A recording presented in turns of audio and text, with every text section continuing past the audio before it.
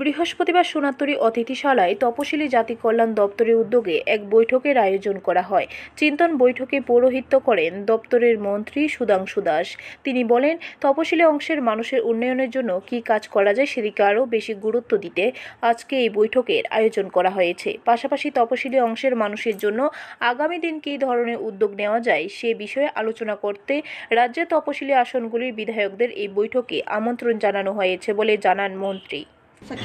আজকে SC welfare ডিপার্টমেন্টের পক্ষ থেকে আমাদের রাজ্যের এসসি বিধানসভার যারা সম্মানিত বিধায়ক আছেন তাদেরকে আমরা আমন্ত্রণ জানিয়েছি। এসসি ওয়েলফেয়ার ডিপার্টমেন্টের স্টেট লেভেল একটা রিভিউ মিটিং আমরা করব। এই রিভিউ মিটিংয়ের মূল দুটো উদ্দেশ্য।